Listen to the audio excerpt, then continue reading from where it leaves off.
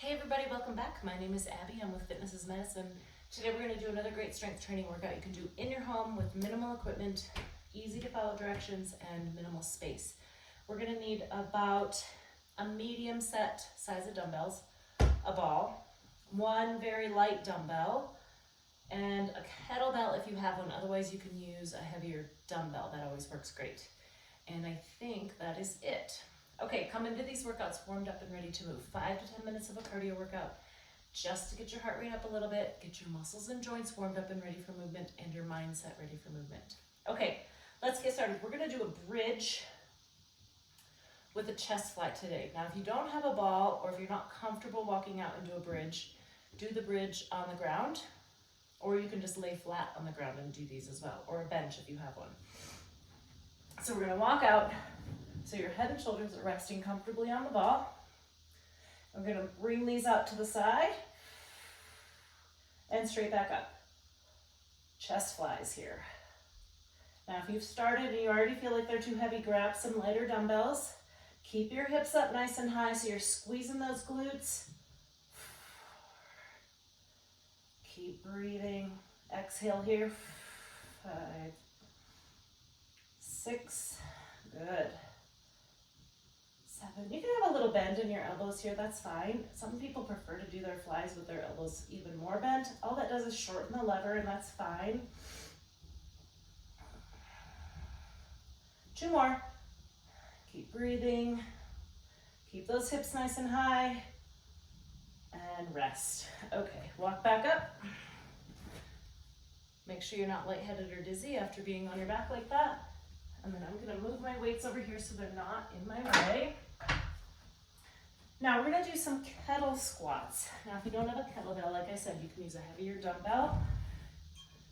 Remember to use good form when you're picking up and setting down your weights. Now we're just gonna spread your feet apart nice and wide, shoulders down and back. I'm not holding this, I'm just letting this weight dangle. I'm gonna drop it between my feet, stand back up.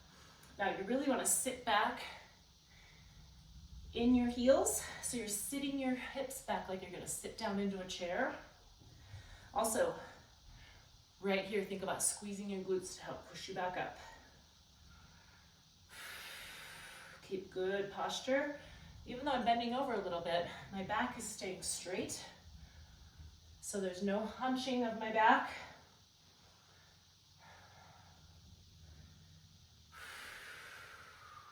Remember to think about those glutes. 1 more. Weights in your heels and rest. Good. I'm gonna put this over here out of the way. Now we're gonna do dips. I mentioned you're gonna need a sturdy bench, or you can even use like a kitchen chair would work, or like the edge of your coffee table, things like that would work.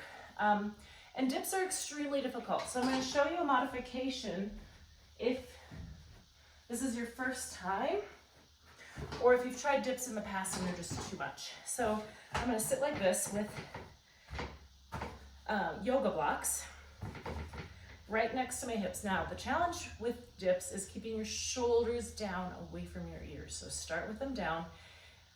Now you could start with the yoga blocks, and it's a little bit less than full-on dips. Now, if you're doing those, or you want to do dips, or you've done dips in the past, we're gonna dip off the side. So like I said, importantly, keep your shoulders down away from your ears, and keep your back as close to the pad or the bench or whatever you're using to keep your shoulders safe. Now these are a triceps exercise. Let's try 2 more, whatever way you're doing them. Good. Now, the closer in you keep your knees, the easier it is. The further out your feet are, the harder it is. So you can think about shortening and lengthening those levers to make it easier or harder for you. Okay, I'm gonna move my bench back out of the way. Now we're gonna lower to your hands and knees. I want your hands directly beneath your shoulders, your knees directly beneath your hips. we're going to do a fire hydrant. Now, this is actually quite small range of motion. You want to lift one leg out to the side while keeping your back flat. So it's easy to kind of want to do this and get it as high as you can, but you want to keep your back flat. So this is kind of my anatomical stopping point with my back staying flat. So it's not a large movement. We're really isolating your glutes here. 8. Now keep your neck in line with your shoulders, or in line with the rest of your spine. Rest. And keep your shoulders strong, so we're not hanging into our shoulders like this. We're keeping our shoulders strong, back flat. Now, like I said, keep your neck in line, so we don't want to be looking up like this or looking down. You'll be able to feel that stopping point. Really think about keeping your back flat. Maintain that breathing. Nice and slowly, by the time you get to this point, you should really be feeling it in those glutes. And 10, good. Now, we're gonna stay right here. You can give your hands a break if you need to. We're gonna do cat-cow. So it's a little spinal flexion extension.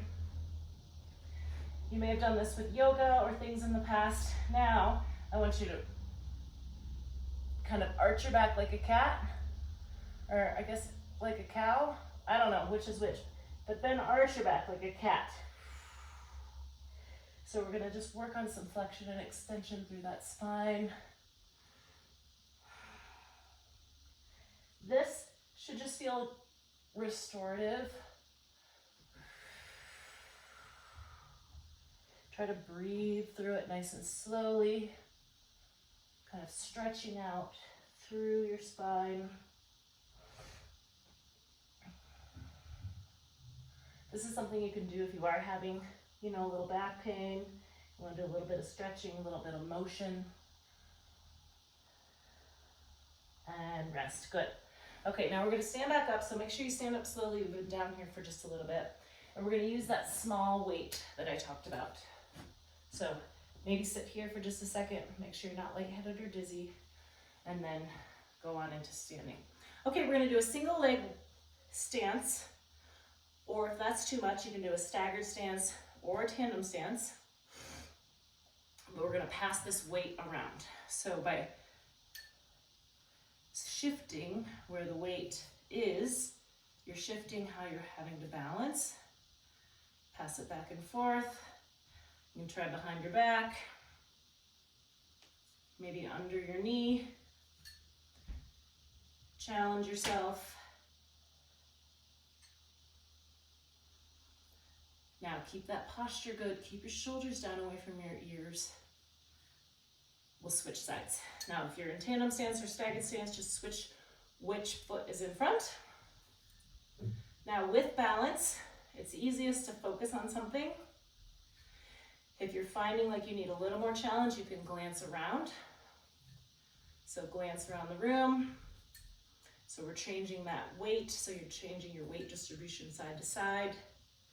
Glance around, challenges it a little bit more. And keeping your tummy tight is also key for good balance. So it comes in with everything we do. And rest. Okay, great job. Go through these 1 or 2 more times each. Add a little cardio in between, keep that heart rate going, and then follow with a good cool down and stretch. If you have any questions or need any modifications, please feel free to reach out privately or leave a message below in the comments. Otherwise, have a great workout, and we'll see you next time. Thanks, everybody.